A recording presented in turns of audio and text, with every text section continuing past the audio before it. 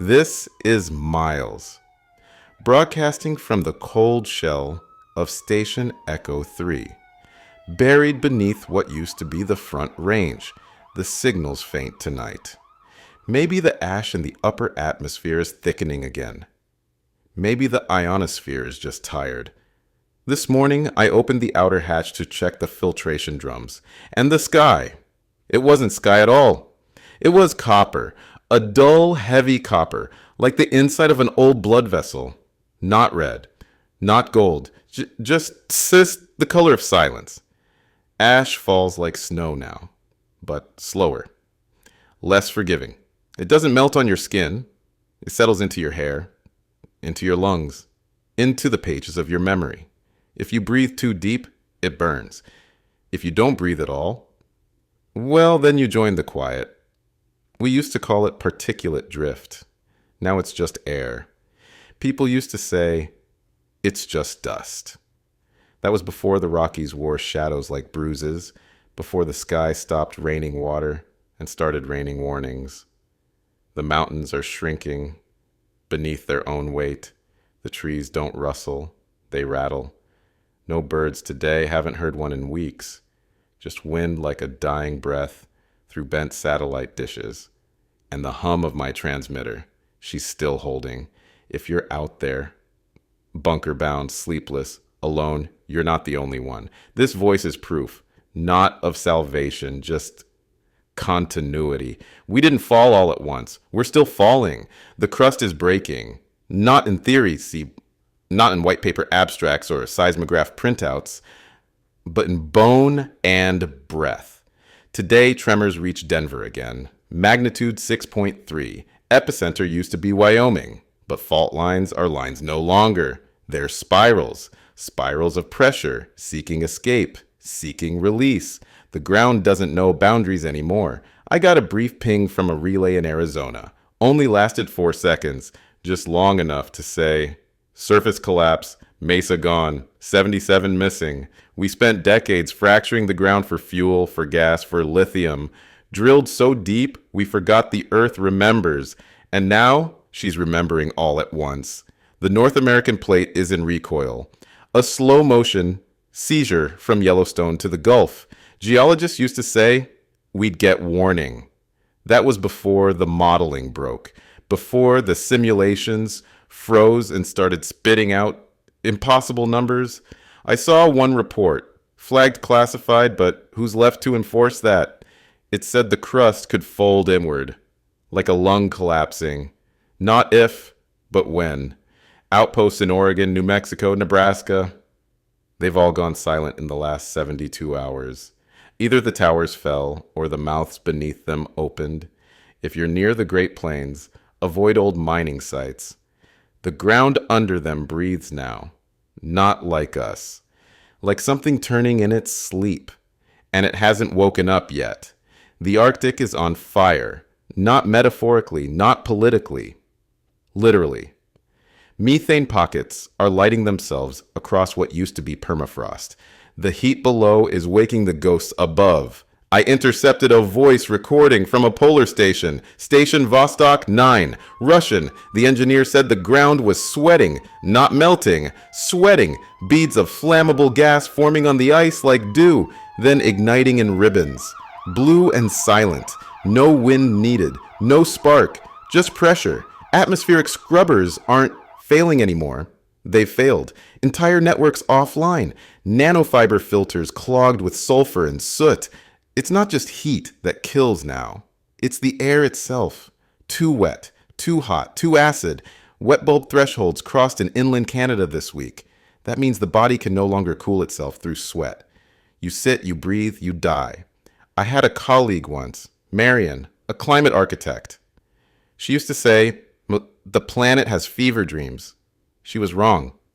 This isn't fever, it's ignition.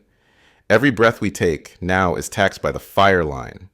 And that fire line, it's migrating south. It doesn't rage, it lingers, it expands.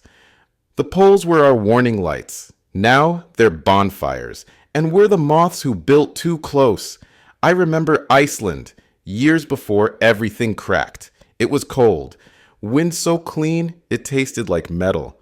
Lana was there, a volcanologist with eyes that missed nothing.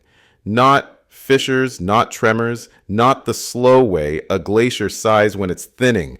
We were camped near Krafla. She looked at a reading, thermal flux just beneath a dormant ridge, and whispered, "The mantle's agitated, like a heartbeat out of rhythm." I laughed. She didn't. She told me back then that crustal stability was a myth, that equilibrium was an illusion we told ourselves so we could build steel cities on crumbling clay.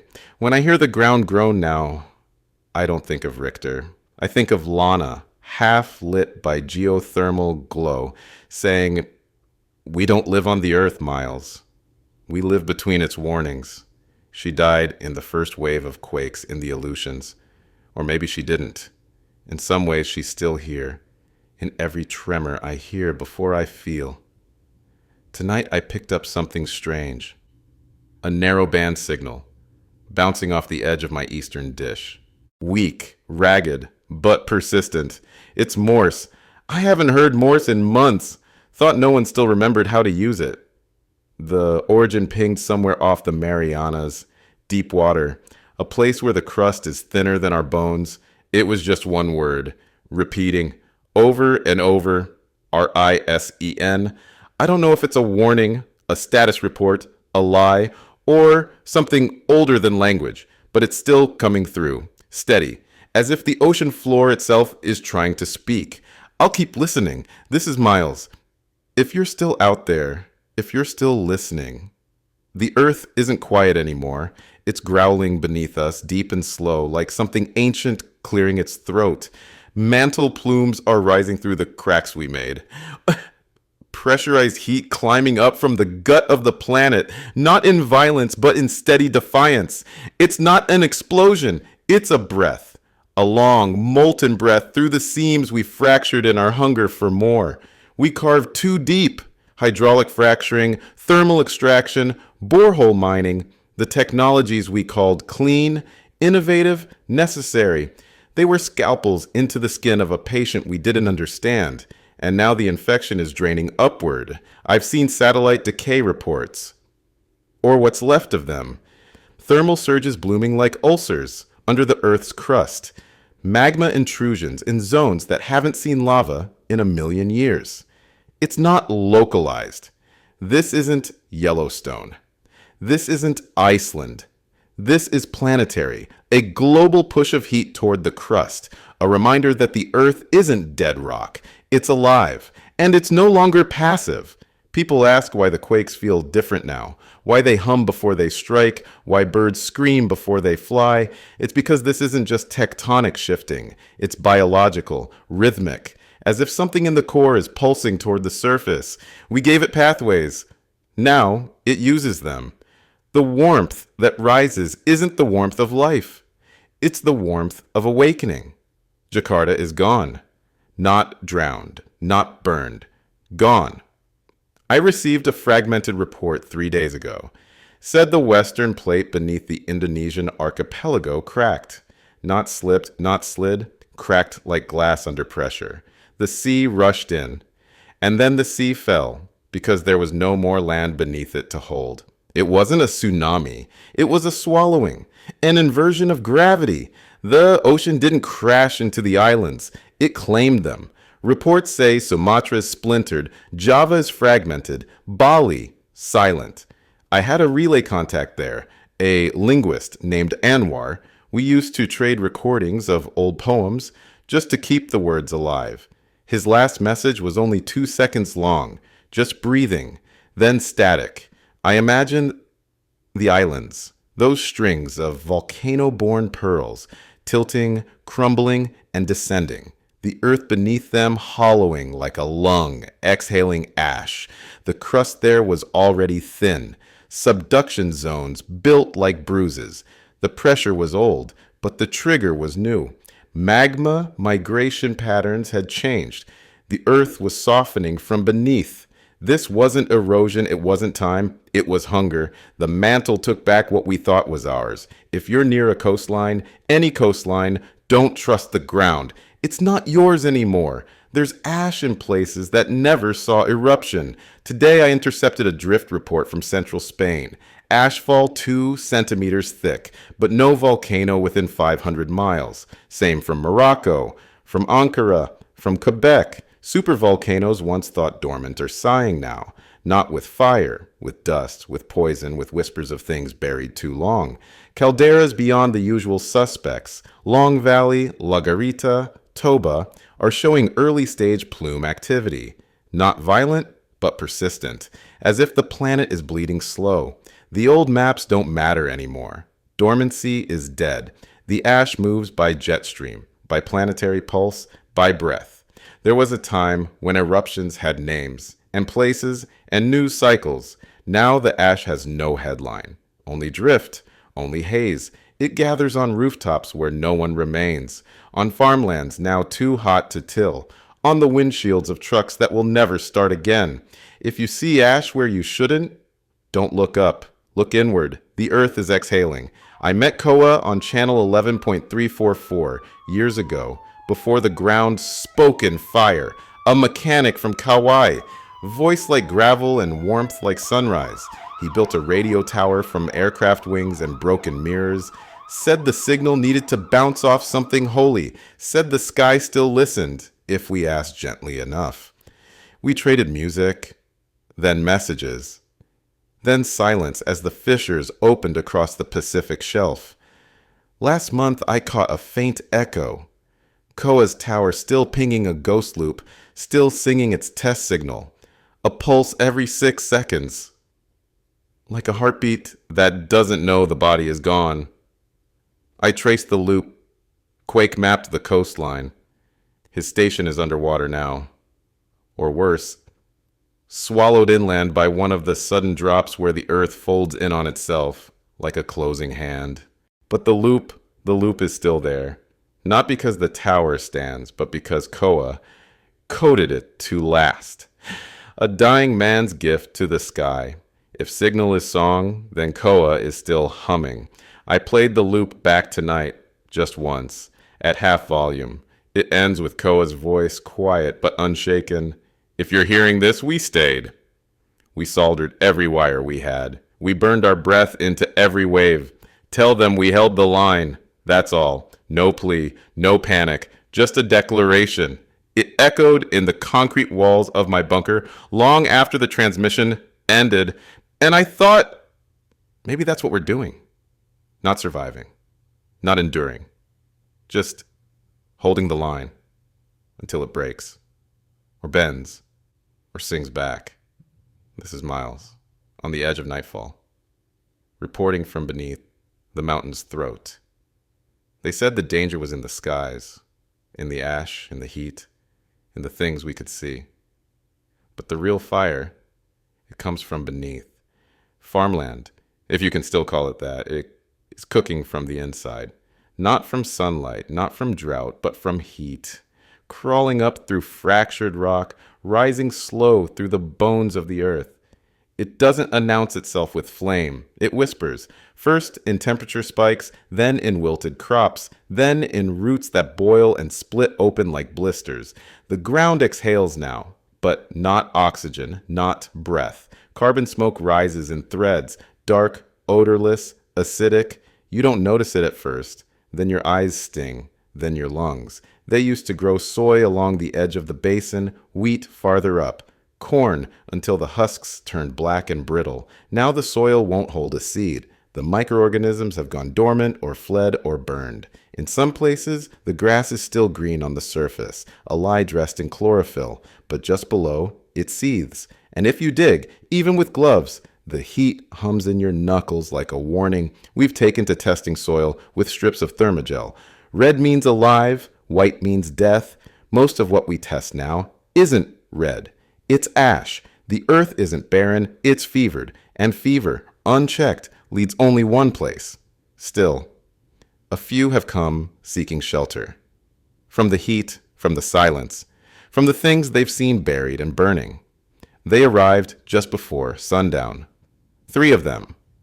A father, a woman who might have been his sister, and a boy whose eyes looked older than mine.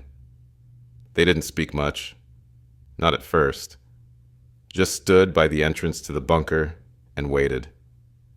Like people used to wait for buses or for school doors to open, with patience that didn't belong to this world anymore. They carried burlap sacks, not backpacks, not oxygen rigs, just coarse, heavy bags. When I helped them bring the load inside, one tore at the seam. Ash spilled out. Not gray and fine, but dark, clumped, bone-colored in places. Charred root fragments, burnt seed husks. Soil turned to smoke and weight. They hadn't come with food. They'd come with the memory of food. Later that night, the woman opened the bag again and sifted through it with her fingers. She didn't cry. She just whispered the names of what each grain used to be. Barley, rye, kale, as if saying them could grow them back. I didn't interrupt. Some prayers are quieter than silence. We store the bags in the corner now. We call it the dust bank. It's not fertile, but it remembers. We lost a generator last week, which meant the grow lamps dimmed for almost 8 hours. We thought we'd lose the drawer trays, but they held. Thanks to Miriam. She was a botanist once. Not in the academic sense. Not anymore, but in the old way. In the way people used to revere seeds like scriptures. She showed up with a metal trunk on wheels, dented, rusted at the hinges, but inside, wrapped in layers of wax cloth and foam insulation, were seeds. Hundreds of them. Not grains, not crops. Alpine moss, fungal spores, Arctic lichen, plants meant for the edge. Plants bred to survive where everything else surrendered. She didn't say much, just asked for space and a drawer cabinet. And patience. She lined each drawer with volcanic ash, sifted, sterilized, treated with crushed charcoal and gray water. No soil, just memory and grit. 3 days later, we saw green. Not bright, not lush, just strands, tiny tendrils of breath curling upward, confused by the absence of sun, but reaching anyway. She smiled once when she saw them, just once, and then went back to work. Clipping, labeling, logging each change. She kept notes in the margins of an old paperback copy of The Secret Garden, said it helped her remember how hope used to feel. Miriam didn't speak in metaphors. She spoke in methods, and her hands, always shaking, always steady, made the trays a kind of gospel, not of survival, of defiance. Miriam died last night. She didn't collapse. She didn't scream. She just didn't wake up. Her pulse was weak for days. Oxygen use had dropped. I thought it was conservation. It was departure. We found her seated near the drawers, hands resting in her lap. A sprig of moss tucked gently into the collar of her coat. Her notes left open, bookmarked by a flattened seed packet labeled Bryu margentium, silver moss. She'd been trying to stabilize it in lower pH ash. It resisted. She never stopped trying. Some asked if it was the air, or the heat, or the radiation traces that have begun to flirt with the filters. But I think it was something deeper, a quiet choice. She'd done her part, taught what she knew, left her knowledge in ink and soil and breath, and then let go. No letter, no broadcast, just the seeds. Today I watched one of the children, Nadim, 8 years old, lean over the tray and whisper to the green. I asked him what he said. He shrugged. She's not really gone. She's just growing now. We've wrapped her in ash cloth and placed her in the southern wall, where the warmth leaks through just enough to keep the roots alive. And still the drawers hum with life. Miriam, in fragments, in spores, in silence, still broadcasts, still survives. This is Miles, and tonight I heard a city dying in pieces. Not in a bang, not in a flood that shatters glass and drags bodies into the undertow. Number is quieter than that. Jakarta is sinking, slowly, unevenly, cruelly.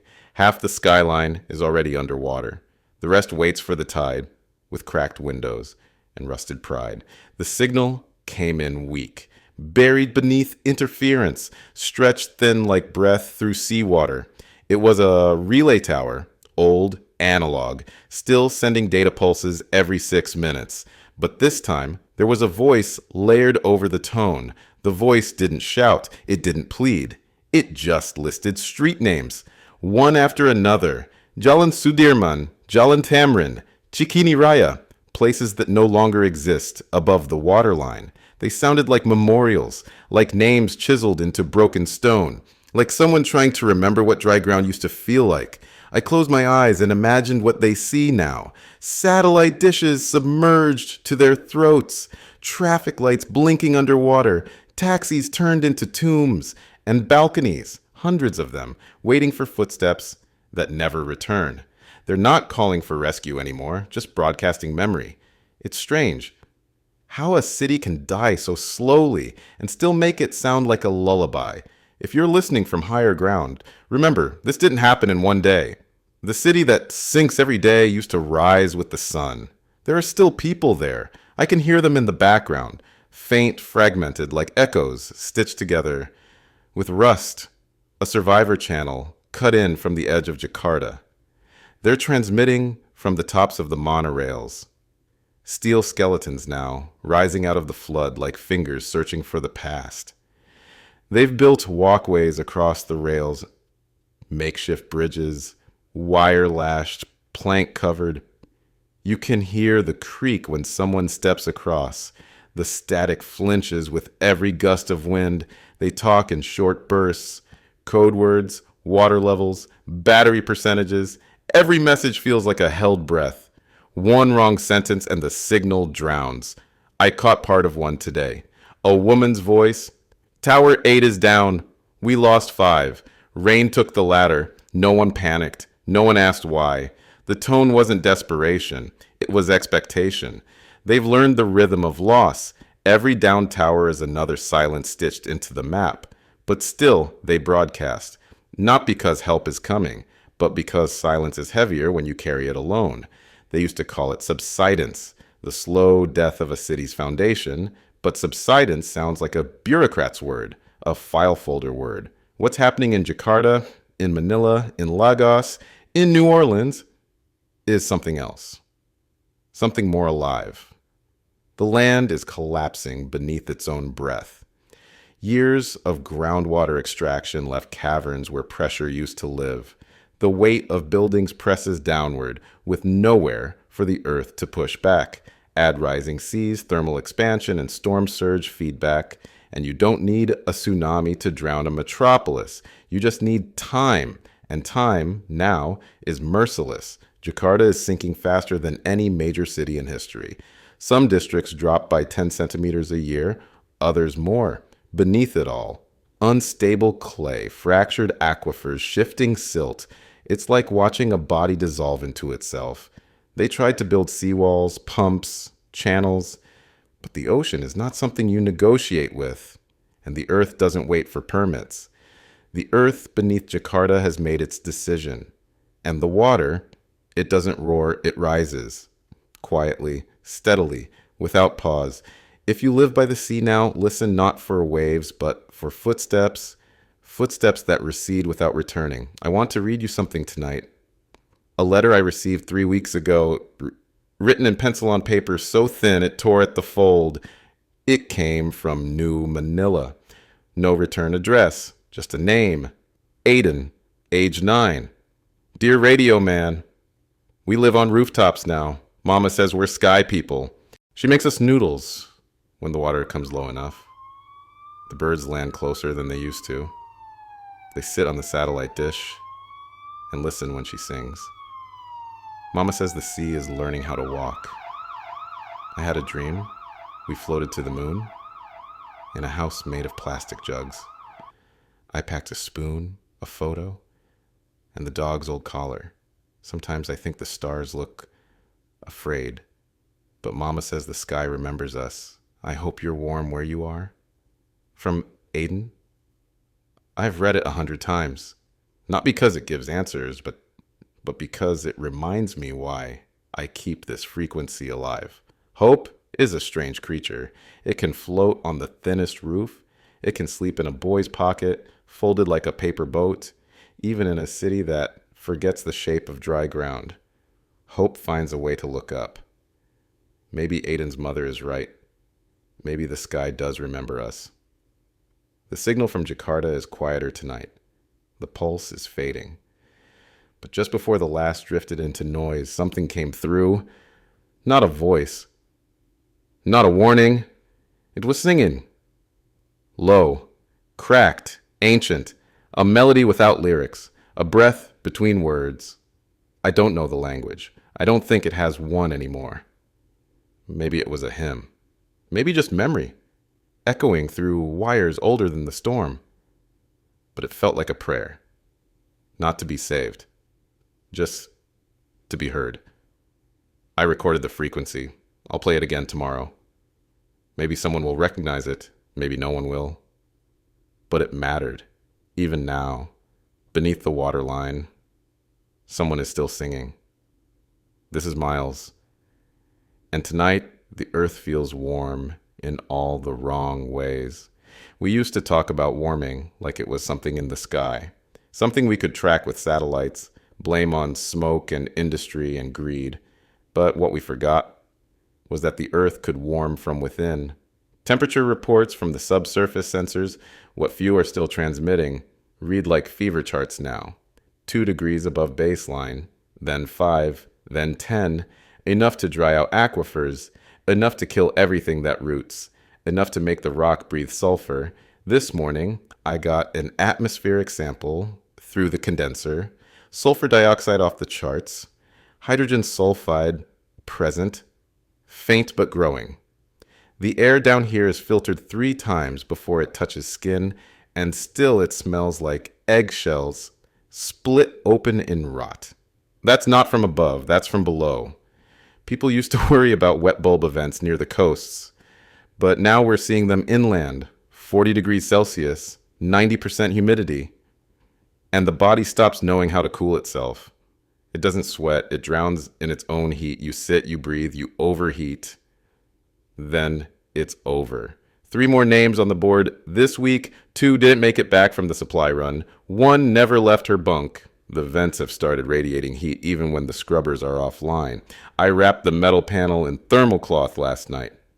Burned my palm anyway. There's no fire here, but still, it burns. And all the while, the ground beneath us hums. They call it earth fever now. Not poetic, clinical, but maybe it's both.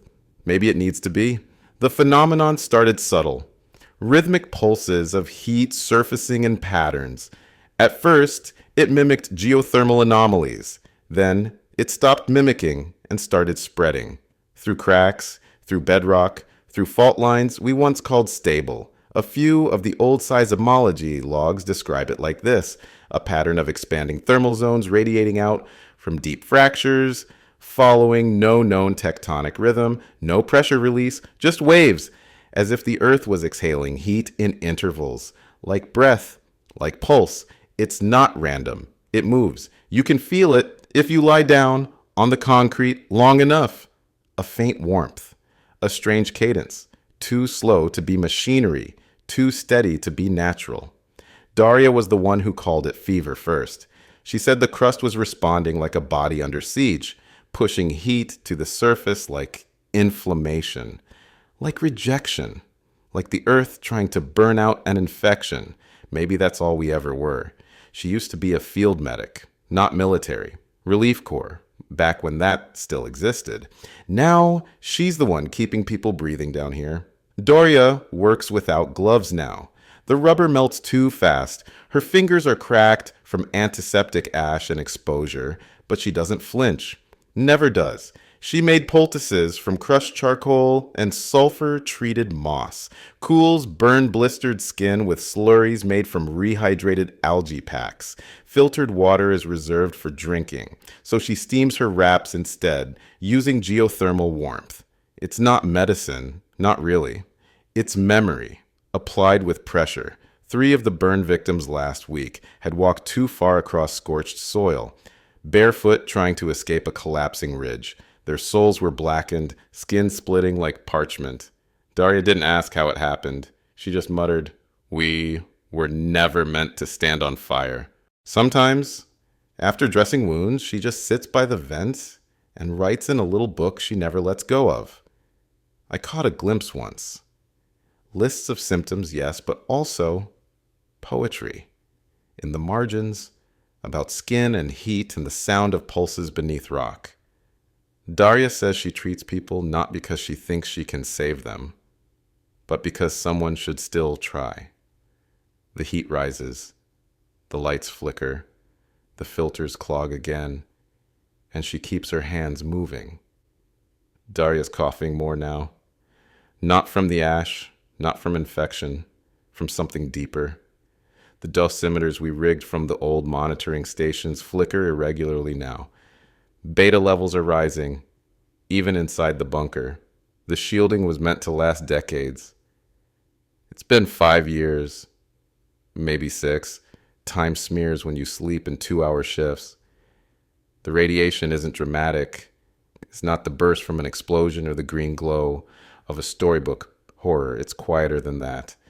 More patient. It softens bones. It slows blood. It takes the strong ones first. The ones who work the vents. The ones who stay closest to the surface. The ones who spend their breath keeping others alive. Daria doesn't complain, but her handwriting has started to drift. Her notes slant downward now, like tired thoughts that no longer have the strength to end in periods. She still walks, still cleans wounds, but she trembles more. A subtle vibration, like she's echoing the bunker itself. Sometimes I think we're all sinking with the pulse of a dying planet. The earth heats, the shielding thins, the nurse weakens, and still, she shows up. I stayed up tonight, just listening, not to voices, not to signals, just to the breath beneath the concrete.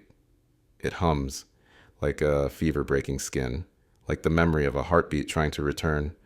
I used to believe the earth was solid, fixed, something beneath us we could trust. But now, it feels more like skin stretched too tight across something vast and restless. Maybe we were never passengers. Maybe we were symptoms. And maybe, just maybe, this world is finally waking up from the fever that was us. If you're still listening, this is Miles. Still broadcasting, still surviving. This is Miles. Broadcasting tonight with hands that haven't stopped trembling. Not from fear, not from the cold, from memory, because I heard her voice. A signal came in 6 hours ago, fragmented, distorted, but undeniably human. It bounced off orbital debris and decay. One of the old relay satellites from the pre-collapse weather chain, still tumbling somewhere above the Indian Ocean. Most transmissions from up there are noise, metal groans, gamma scatter, solar wind distortion, but this cut through it all. No ID, no timestamp, no security cipher. Just a voice I haven't heard in years. This is Dr. Sol Anwar. We are mapping thermal vectors near the axial ridge. Anomaly expanding. Core instability confirmed. Repeat, then static, then silence, then my name. Whispered, barely audible. Miles. She wasn't supposed to be alive. She disappeared during the Southern Rift expeditions. Before the sky went red, before the maps melted, before we stopped pretending we understood tectonics. They said her submersible went dark. Pressure failure, implosion, another name added to the long list of losses the sea keeps quiet. But this was her voice, not broken, not desperate, measured, clinical, steady, just like always. I've looped the signal 4 times. It degrades with every pass. But the last echo lingers, the part where she says the word that makes my spine ache. Rift. Sol's voice, fragmented though it was, referenced coordinates from beneath the central Indian Ocean, near the Chagos Laccadive Ridge, an anomaly, expanding. She called it the rift, and not in the usual geological sense, not a fault line, not a fissure, something deeper, something behaving like a biological event rather than a seismic one. Thermal vectors suggest rising core temperatures in localized pulses. Not gradual heating. Bursts, like arrhythmias in the mantle. She mentioned axial destabilization, which, if I'm interpreting her words right, means the tectonic plates are no longer simply moving. They're being pulled, as if by something inside. The seafloor in that region has long been considered one of the thinnest parts of Earth's crust. Fragile, vulnerable. She once told me it was like skin stretched over a wound. We thought the ring of fire was our greatest threat, but the Earth, it hides its deepest pain in quiet places. According to her recording, sensors placed just above the anomaly began picking up irregular vibrations, not seismic, rhythmic, intermittent, like a heartbeat trying to restart after cardiac death. She said the rift is expanding exponentially, that the seafloor has begun to fold inward, not collapse downward, like something is opening. I don't know what that means, but if the ocean floor is breaking open and the core is rising, then this isn't a tectonic event. It's a transformation. And the first voice to call it by name was hers. Sewell had a theory once, that the planet wasn't just a rock floating in space, that its systems, magnetic, thermal, geological, were symphonic, that they worked in tandem like a living thing. She said the magnetic field was the Earth's nervous system, not metaphorically, literally, a stabilizing sheath protecting the rest of the body from harm, cosmic or internal. When that sheath starts to unravel, she warned, the rest follows, and now it's unraveling. Magnetic north has been drifting for decades, but now it lurches. The poles no longer anchor anything. GPS is useless. Birds fall from the sky. Compasses spin. Saul said the rift is linked to the weakening of the field, that the anomaly beneath the ocean is somehow disrupting the planet's inner dynamo. Not just physically, electrically. She called it a nervous collapse, like the Earth forgetting how to keep itself together, losing its balance, its memory, its shields. It's not seismic collapse. It's neurological. We used to think of collapse in terms of buildings, of cities, of people. But what happens when a planet collapses not in structure, but in thought? It's hard to explain how a voice can undo you. How something as thin as a signal, skipping through ruined orbit, can cut deeper than silence ever did. Saul wasn't just a colleague. She was a constant, a tether. We met over sediment cores and solar flares. Our first argument was over the ethics of drilling below fault lines. Our first kiss was in an elevator that jammed during a quake. We laughed until the aftershock passed. She used to call me geopoet. Said I talked like I was trying to make the planet weep. But she listened like she wanted it to sing. When her expedition went silent, I waited weeks, then months, then stopped saying her name out loud, but hearing it again. Not just her report, her voice, measured, exact. And then, that breath before she said my name. Miles. It landed like a wound I'd forgotten how to feel. I haven't spoken for the last hour. I've just been looping her signal, watching it fade, watching it fight to be heard. There's no data log proving she survived, no triangulation that confirms the source, no beacon still broadcasting, just a ghost in the static. But I know her voice, I know its shape, its edges, and I know that if it was faked, I wouldn't be sitting here shaking like this. I ask myself what it means, that she might be alive, that she might be beneath the ocean, near a rift tearing the world open, that she might still be trying. And the only answer I can offer is the one I keep whispering. Not to the radio, but to the dark. She's still out there, somewhere beneath us, somewhere below the hum, still alive. This is Miles. And for the first time in months, the ground didn't move. No tremors, no groaning from below, no hairline cracks tracing their way across the concrete like spiderwebs with purpose.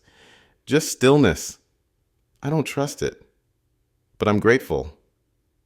There's something disconcerting about silence in a world that spent years screaming. When the sky stops falling and the earth stops rising to meet it, what remains is a space so empty you begin to hear the sound of your own thoughts again. Slow, bare, unsheltered. It's not peace, but it is quiet. Outside the pressure sensors, the planes have stabilized. For now. The last seismic relay I trust blinked back a flat line this morning. Not a death signal, just stillness. A line unbroken by panic.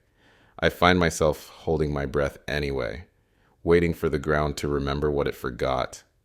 There's a kind of fear that's louder than noise, the kind that creeps in when chaos pauses and you suddenly remember how much you've lost, not in the earthquakes, not in the ash, but in the hours between. The others noticed it too. A few spoke above a whisper for the first time in days. We rationed soup without looking over our shoulders. Someone even laughed, not because anything was funny, but because they remembered how. I don't know how long this will last, but for now, the earth has forgotten to shiver, and I'm letting myself remember what it feels like to be still.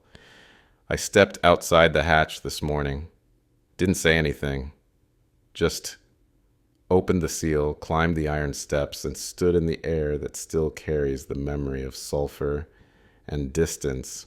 Snow had fallen overnight, not white, never white anymore. It was black, flecked with soot and things you can't name. The flakes were soft, but they left streaks when they touched the metal rail, and the trees, what's left of them, stood like brittle monuments, tall, hollow, leafless, bark stripped by the wind, limbs reaching not for the sky but for something long gone. It was quiet. That terrifying, absolute kind of quiet you only hear when nothing is left to make a sound. No birds, no wind through branches, just the crunch of ash beneath boots and the hum of the bunker door behind me. For a moment I thought I saw movement in the distance, a figure, but it didn't move again. Probably my mind, playing tricks with shadows and longing. That happens more often now.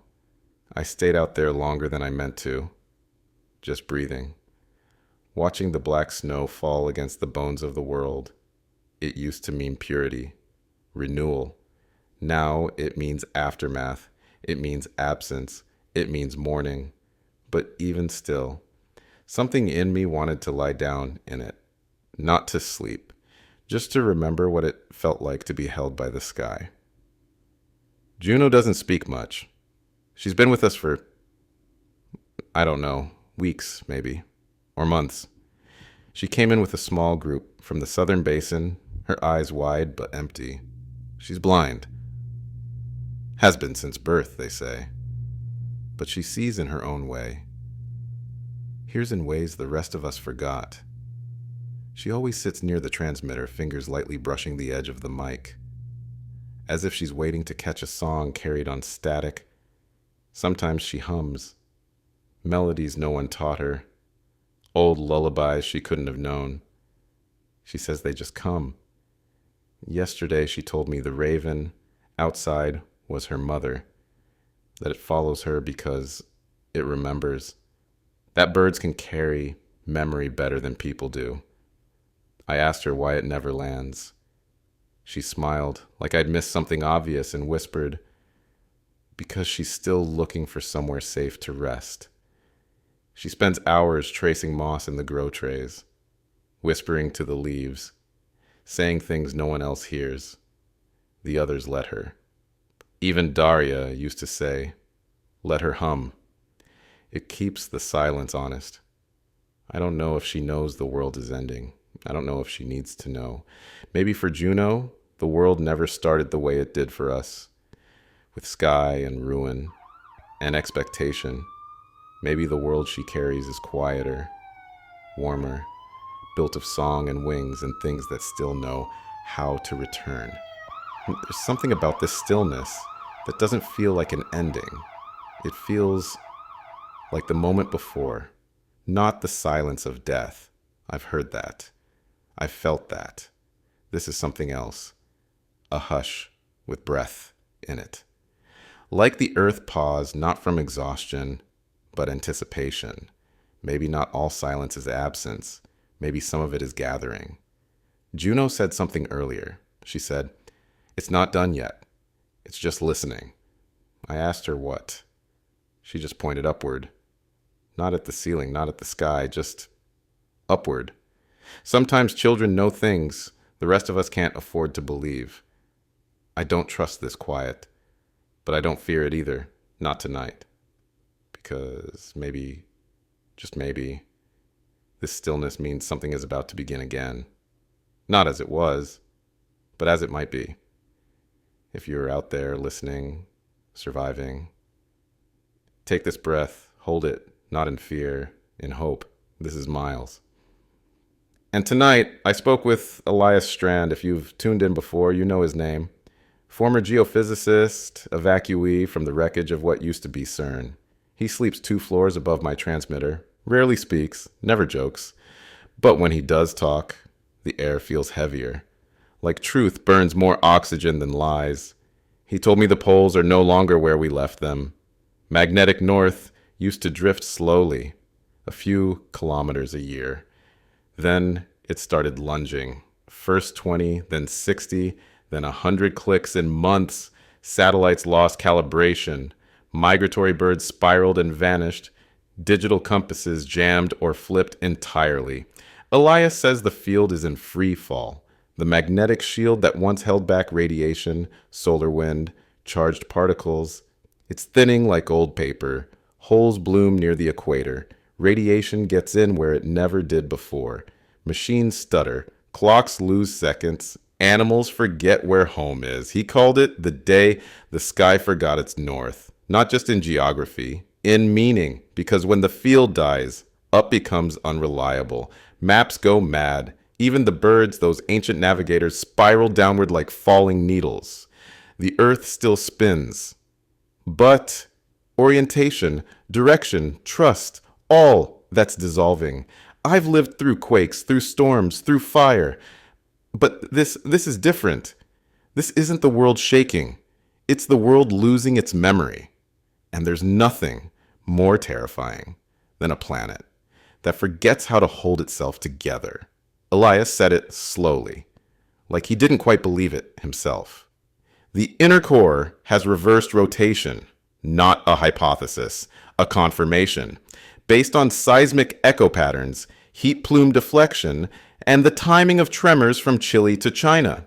He says the solid iron heart of the Earth, that slow spinning mass we used to think of as constant, has changed direction.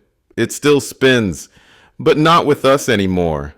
It's as if the planet's heartbeat stumbled, skipped, then began counting time in the wrong direction. The implications are vast and still unclear. Some models say it will destabilize plate friction, increasing quake magnitude. Others say it could affect gravitational orientation, even subtly alter time's mechanical measurement. But Elias believes it's deeper than physics. He says the Earth's systems are no longer cooperating. The inner and outer layers are in conflict, as if the planet itself is arguing with its own rhythm. I asked him what it means. He didn't answer at first. Then he said, "It means the Earth is no longer a home, it's a process." It made me wonder, if the core can reverse, what else might turn? There's something deeper, below the quakes, below the shifting plates and cracking ridges and hemorrhaging fields. Elias showed me a printout, old thermal imaging from the deep mantle, where temperatures should fluctuate like tides. They don't anymore. They throb. He called it anomalous rhythmic flux, heat rising in waves from depths where no known force should pulse. Not geothermal convection, not tectonic shear, something else. It's not steady, but it's not chaos either. It repeats with subtle variation, like a heartbeat with arrhythmia, a breath too large to be ours. It's not alive, not conscious, but it behaves as if it remembers movement, pattern, pressure. Elias whispered a word I haven't heard since before the collapse. Not scientific, not rational. Presence. He doesn't mean God. He means pattern. Something embedded in the planet's body that is not ours and never was, but has begun to stir now that we've broken enough layers to feel it. Maybe the Earth isn't reacting to us. Maybe we're just finally quiet enough to hear it thinking. There are nights I sit by the vent shaft listening, not for static, not for storms, but for that slow, infernal rhythm beneath everything. It's not voice, but it's not silence either. It's a murmur, and it's growing louder. I asked Elias one final question. Is this it? Is this the end? The last exhale of a planet collapsing under its own contradictions? He didn't say yes. He didn't say no. He just stared into the blank printout, into a line graph that twitched like a dying nerve. Then he said, "We keep asking if this is the end. But maybe this is the beginning of something we were never meant to witness. Maybe Earth isn't dying. Maybe it's shedding, shifting, becoming something else. Not a home, not a cradle, a chrysalis. But we were the ones who broke it open too soon. We mistook the cracking shell for death, never imagining something beneath it could still be growing. If we are the fever, maybe this is the sweat, the release, the moment a body decides it will not carry us anymore. I don't have an answer, but I do have the question, and maybe that's what it means to be human. In the final broadcast of a world we never understood, to ask what this pain is becoming. This is Miles, broadcasting from beneath the mountains through wire and will and whatever's left of the ionosphere. Tonight, I unfolded a relic, a satellite overlay from the final UN climate reconnaissance drone, the kind that once mapped ice sheets and crop yields, now little more than ghost lanterns drifting through orbital decay. The map isn't clean. Lines flicker, borders bleed, but some colors still shine through the static. Green zones, not many, not large, but still there. A crescent of untouched forest in eastern Siberia. A cluster of glacial-fed springs off the coast of what used to be southern Chile. A scattering of geothermal blooms along the buried seams of old New Zealand. No names, just coordinates. Memory preserved by machine. The last cartography of hope drawn not by hands but by code. I stared at it for hours, traced my finger across the latitudes as if they could warm me, as if they still meant direction or destination. Most of us here, we've stopped pretending escape is an option. But still, and the idea that something green remains somewhere, that somewhere, the air might not sear, the water might not clot, the earth might still give rather than take. It's a hard thing to let go of.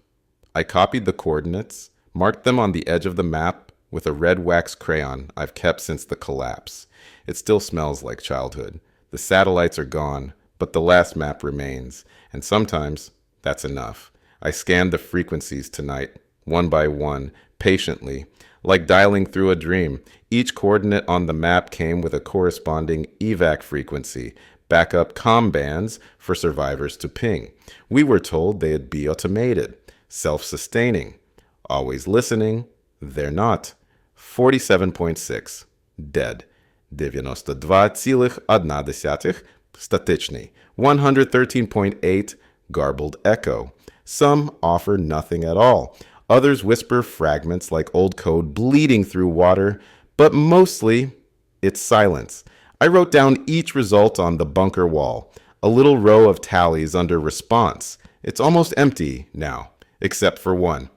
Coordinate string, 61 degrees north, 149 degrees west, bandwidth 77.5, Northfall. It's not a voice, not even language, just a pulse every 33 seconds. Faint, consistent, not random, not natural, like a heartbeat filtered through steel. I don't know what Northfall was meant to be. A fallback site, A biosphere testbed, a shelter built so far north it forgot to die with the rest of us? Or maybe it's nothing. Maybe it's just a broken relay that got lucky in the cold, but the signal's there, repeating, steady, and in a world where nothing remains steady, even that means something. I've played the pulse on loop, listened to it over and over until it started to sound like a song. I know how dangerous that kind of thinking is. We've chased ghosts before, stations that broadcast long after the people inside had gone silent, coordinates that promised sanctuary and delivered only frostbitten death. But Northfall feels different. It's not trying to be found. It's not calling out. It's just being quiet, precise, patient. And maybe that's the point. Maybe the last true hope isn't a flare. It's a heartbeat waiting to be heard. The others think I'm wasting energy. And maybe I am. But there's something about this place. The name even, Northfall. It sounds like the end of one thing. Yes. But also the beginning of another. A descent that might lead through, not just down. I don't know if I'll go. I haven't made that choice. I haven't packed the transmitter core or the solar rig, but I've been standing longer in the airlock, testing batteries, weighing the silence. There are only so many roads left in the world. Most are broken, most are buried, but this one, if it's real, still hums. And sometimes a hum is louder than a scream. If this station goes dark, if the signal drops, and I don't return by dawn, check frequency 77.5. That's where I'll be. Or at least, that's where I'm going. I've loaded the map into the handheld transmitter. Packed 3 days worth of rations, 2 thermals, and 1 solar unit. Barely holding charge. If it's real, it'll be worth it. If it's not, then I was already gone.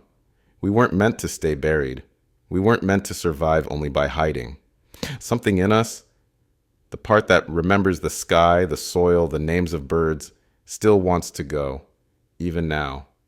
I've left the door unlocked, the generator set to recycle, and the mic open, always, because maybe someone else will come. Maybe they'll hear the echo I followed. Maybe they'll add their voice. This is Miles, still broadcasting. Until I'm not. This is Miles. If my voice is shaking, it's not fear, it's the bunker. A quake just rolled beneath me, heavy, slow, like something ancient trying to stand. Plates groaned. The rebar above me snapped like dry twigs. Dust spilled from the vents. One of the lights swung so hard it cracked against the far wall. But I stayed. I'm still here, still on the mic.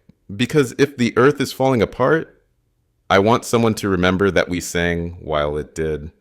The tremor is still rolling. Long wave, deep. The kind that doesn't destroy buildings so much as it breaks certainty. You don't hear it at first. You feel it. In your teeth. In your ribs. Like a pressure rising from your own marrow. The others have gone to the lower chamber.